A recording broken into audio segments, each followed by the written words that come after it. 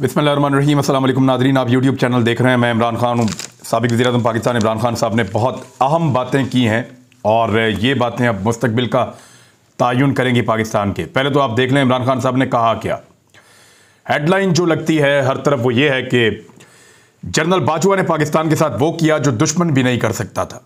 ये इमरान खान साहब ने कहा और उन्होंने कहा कि पार्टी के तमाम जिम्मेदारान से उन्होंने कहा मैं राय ले चुका हूँ, अब मज़ीद मुशावरत हम नहीं करेंगे और असम्बलियाँ दिसंबर में ही तहलील होंगी। तारीख का ऐलान 17 दिसंबर को कर दूंगा कि 2 असम्बलियों से किस तारीख को पाकिस्तान तहरीक इंसाफ निकल जाएगी और उसको तहलील कर देगी। किसी से कोई मदद नहीं मांग रहा। मैं ये चाह रहा हूं कि एस्टेब्लिशमेंट न्यूट्रल हो जाए और उनका वकार ऊपर जाए। जनरल बाजवा के दौर में एस्टेब्लिशमेंट और अवाम के दरमियान फासले बढ़े हैं। साबिक आर्मी चीफ ने पाकिस्तान के साथ वो किया जो दुश्मन भी नहीं कर सकता। मुस्लिम लीग नून और पीपल्स पार्टी को NRO-2 जनरल बाजवा ने दिया। इजलास के बाद उन्होंने प्रेस कॉन्फ्रेंस की। इमरान खान ने कहा कि आज अपनी सीनियर क़यादत के साथ मीटिंग की है। इजलास में मुल्क की अहम इशूज़ पर हमने बात कर ली है। शर्मनाक तरीके से बड़े बड़े डाकुओं के केसेस माफ़ किए जा रहे हैं। ऐसी चीज़ें तो बनाना रिपब्लिक में भी नहीं देखी जाती। दुनिया का कोई ऐसा मुल्क बता दें जहाँ कानून की हुक्मरानी हो और वो गरीब हो। जिन ममालिक में ताकतवर मुजरिमों को ना पकड़ा जाए वो तबाह हो जाते हैं।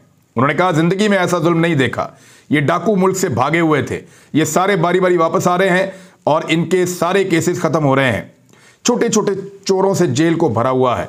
आज मुल्क में बेरोजगारी है, महंगाई मुसलसल बढ़ रही है। 2 बड़े खानदानों ने 30 साल मुल्क को लूटा है। जरदारी शरीफ खानदानों की लूट मार पर दुनिया में किताबें लिखी गई हैं। अगर इनके खिलाफ वो किताबें गलत लिखी हैं तो उनके खिलाफ हत्या इज्जत का दावा करें। वो अभी तो किया था मियाँ साहब ने, हत्या इज्जत का दावा किया और केस को out of the court settle कर लिया। बाद में जब पता चला कि ये दावा मेरे ही गले पड़ रहा है, मेरे खानदान की मनी लॉन्ड्रिंग का रिकॉर्ड पकड़ा गया है, तो जाकर वहां पे out of the court settle कर लिया और उस सेटलमेंट को कहते हैं कि हम सुरखरू हो गए। वैसे बेवकूफ बनाने वालों पे और बनने वालों पे दोनों को जो है सलाम पेश करने को दिल करता है। बहरहाल ये जो इकोनॉमी की इमरान खान साहब ने बात की है, तो आप जरा सूरत हाल देख लें कि इस वक्त महंगाई की शरह पाकिस्तान की इस खित्ते में कहां पहुंच गई है। पाकिस्तान 26.6% महंगाई पे खड़ा है। इमरान खान साहब के दौर की 11% महंगाई बहुत ज्यादा हुआ करती थी, बहुत ज्यादा। 11% महंगाई बहुत ज्यादा हुआ करती थी। 145 रुपए का डीजल लीटर बहुत महंगा हुआ करता था। अब तो 26.6% सिर्फ महंगाई है। कहां महंगी है? डीजल सिर्फ आपको 250 रुपए का मिल रहा है। कहां महंगा है? सिर्फ दुगनी कीमत पे तो आपको खादें मिल रही हैं। सिर्फ 3 गुना कीमत पे तो आपको महंगाई हुई है। सिर्फ आटे की कीमत जो है वो 55 रुपए से बढ़ के 100 रुपए तक तो गई है। घी जो है वो सिर्फ दुगनी कीमत का मिल रहा है आपको। टमाटर, प्याज, बाकी सारी चीजें आपको सिर्फ 3 गुना कीमत पे मिल रहे हैं। ये कौन सी महंगाई है? यानी हर वो चीज जो पहले सस्ती मिल रही थी वो उस वक्त बहुत महंगी हुआ करती थी। आज महंगी मिल रही है तो इस वक्त बहुत सस्ती है। ये है पाकिस्तान के मीडिया का फॉर्मूला और पाकिस्तान का 95% मीडिया जो है वो इसी फार्मूला के ऊपर अमल करता है।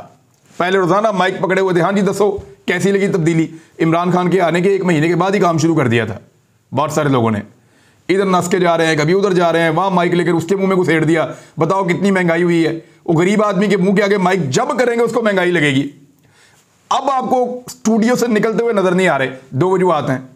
नंबर 1 के लोग लितर लेके खड़े हैं बाजारों में डंडे लेके, और तुमने कह के इमरान खान की हुकूमत खत्म की, उसकी तुम बुराइयां करते थे, उससे 10 गुना ज्यादा हालात अब खराब हो गए।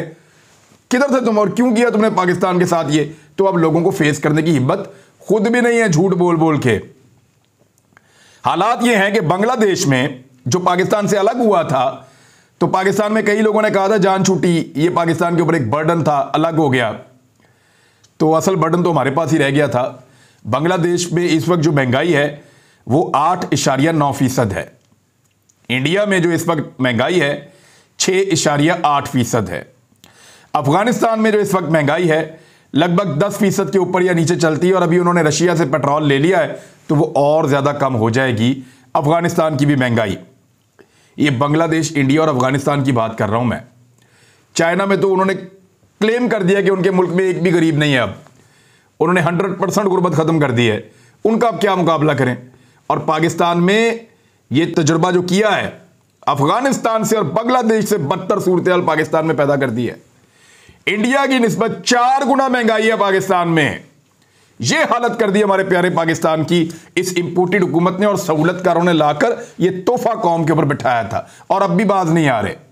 अब भी सहूलत फराम कर रहे हैं कि हम आपको इमरान खान नाअहल करके देंगे, हम नवाज शरीफ को वापस लाकर उसके केस खत्म करके देंगे, हम शहबाज शरीफ को और उसके पूरे खानदान को सुरखरू करेंगे, हम इमरान खान को टेक्निकल नॉकआउट करके पाकिस्तान तहरीके इंसाफ को कमजोर करेंगे, और हम आप सब जमातों की दोबारा हुकूमत बनाकर देंगे।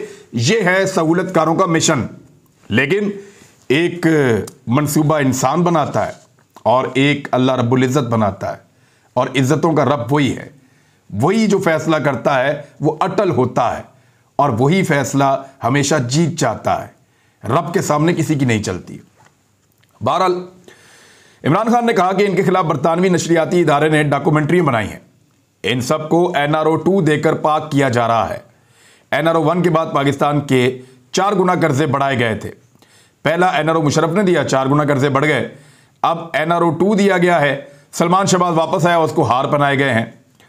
भाई इनके मुलाजमों के अकाउंटों में पैसे कैसे आए? क्या आज तक इस कौम को इस बात का जवाब मिला है कि मकसूद चपड़ासी नामी आदमी जो अचानक हार्ट अटैक से दुबई के अंदर फौत हो जाता है, जिसकी चंद हजार रुपए सैलरी थी, अरबों रुपया उसके अकाउंट में कहां से आया? वो किसका अरबों रुपया था जो मकसूद चपड़ासी के अकाउंट में आया और फिर उसके अकाउंट से निकाला गया, और फिर वो अरबों रुपया गया कहां, आया कहां से, गया कहां? आज तक किसी ने जवाब नहीं दिया। वो चपड़ासी इनके साथ काम करता था, इन्होंने उसको दुबई भिजवाया था, वहां पे उसकी अचानक हार्ट अटैक से डेथ हो जाती है, और 4 गवाह जो हैं वो ऐसे ही पुरस्कार मौत का शिकार हो गए। जो ऑफिसर इसको देख रहा था पूरे मामले को, उसकी भी पुरस्कार तरीके से हार्ट अटैक से डेथ हो गई। इन सवालात के जवाब तो अब तक दिए नहीं किसी ने। क्या आप में से अगर कोई भी जानता है कि मकसूद चपड़ासी के अकाउंट में, उसका घर है वैसे यहां पे लाहौर में, उसके रिश्तेदार यहां रहते हैं पिंडी स्टॉप के करीब, ये हल्का है परवेज मलिक साहब की एहलिया का, इस वक्त उनका तो इंतकाल हो गया मरहूम का, वहां पे पिंडी स्टॉप के करीब इसके अहले खाना रहते हैं। इसके एक भाई का भी कुछ अर्सा पहले एक्सीडेंट हुआ था, गालिबन उसका पहले इंतकाल हो गया था, और मकसूद चपड़ासी का बाद में इंतकाल हुआ था, बाद में फौत हो गया था। लेकिन वहां जाके आप पता करें, उनके पास तो पैसे भी नहीं है बेचारों के पास, किराए के मकानों में रुल रहे हैं, और अरबों रुपये उनके अकाउंटों में आ रहा है और अकाउंटों में से निकल रहा है। तो आप यहां से अंदाजा कर लीजिए ये पैसा किसका था। आज तक किसी ने इसका जवाब नहीं दिया। इमरान खान ने कहा कि ये लोग आज तक एक चीज की मनी ट्रेल नहीं दे सके। अफसोस, अब जरदारी और उसकी बहन के केसेस भी माफ हो जाएंगे। 26 साल से पाकिस्तान में इंसाफ की जद्दोजहद कर रहा हूं। आज मुल्क का किसान रो रहा है। हम आज तबाही के किनारे पर खड़े हैं।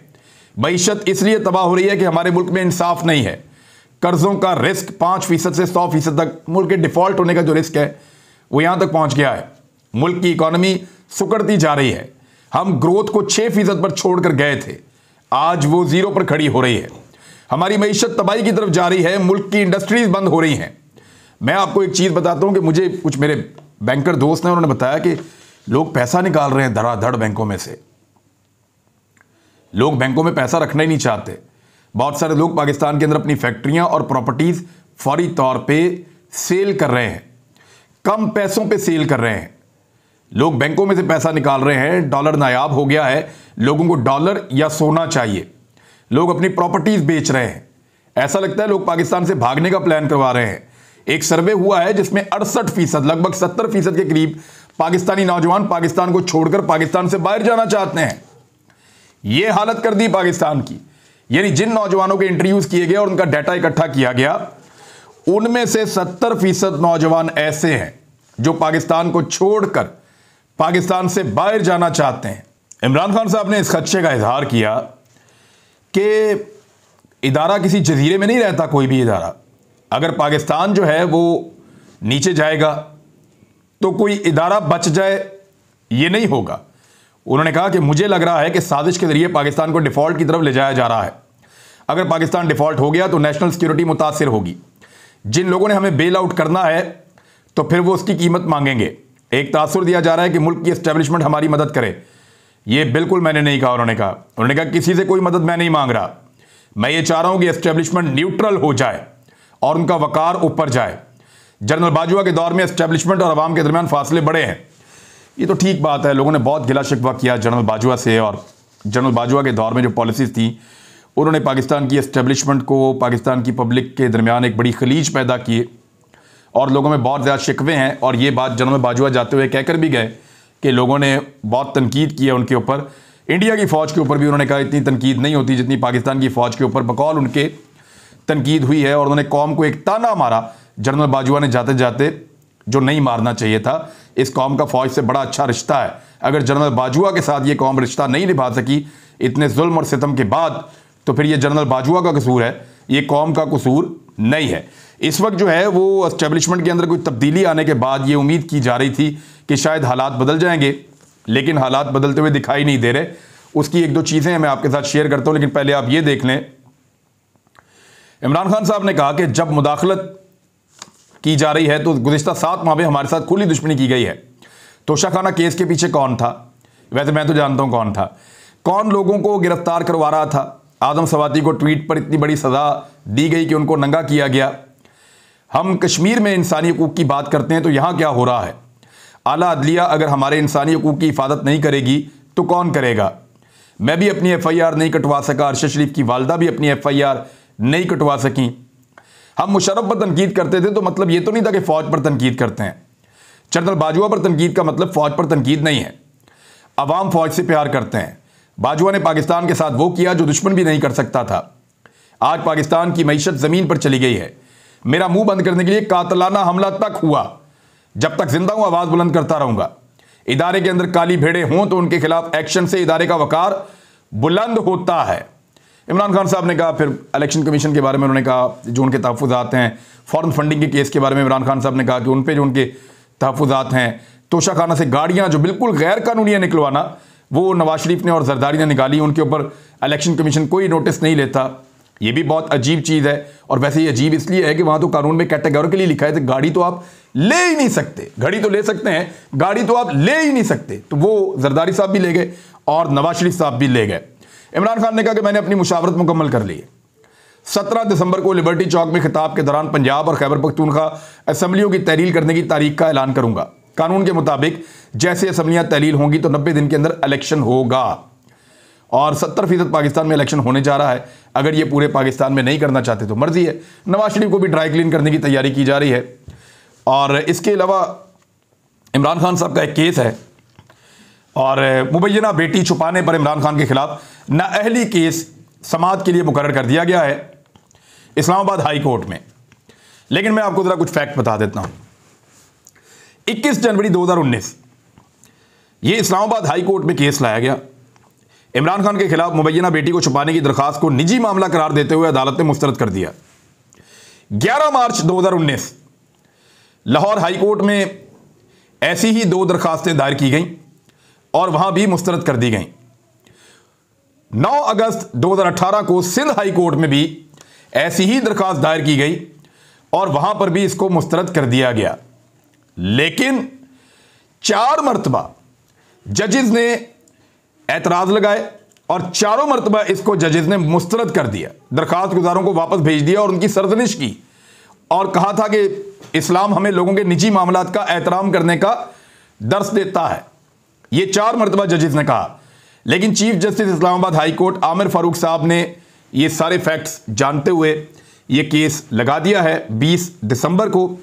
देखते हैं कि इस मरतबा इस केस में क्या करते हैं। वैसे ये केस हो गया या तोशाखाना केस हो गया या बाकी केसेस हो गए, बज़ाहिर ऐसा लगता है कि इमरान खान साहब के ऊपर दबाव बढ़ाया जाता है इन केसेस के ज़रिए से, क्योंकि पाकिस्तान की एस्टेब्लिशमेंट ने आदम सवाती के मामले में बड़ा गंदा रोल प्ले किया है।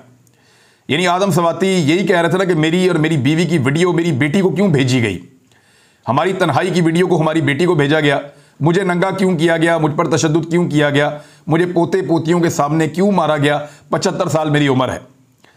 अब वो ये इसलिए कह रहे थे कि उन्होंने एक ट्वीट किया था जनरल बाजवा के खिलाफ और उसके बाद ये सूरत हाल पैदा कर दी गई उस सेनेटर के लिए, 75 साल सेनेटर के लिए। बाजवा साहब से वो उम्र में भी बहुत बड़े हैं, नहीं 10 साल से ज़्यादा उनका फ़र्क है बाजवा साहब से उम्र का। अब ऐसे शख्स के ऊपर पहले तो धड़ाधड़ मुकदमात दर्ज किए गए। सिंध में उनके मुकदमात अब ख़त्म हो रहे हैं बड़ी तेज़ी से। पुलिस अपनी इंक्वायरियों में ख़त्म कर रही है। सिस्टम जो है उसके अंदर नाइंसाफ़ी की गुंजाइश भी इतनी नहीं है जितनी करवाई जा रही है।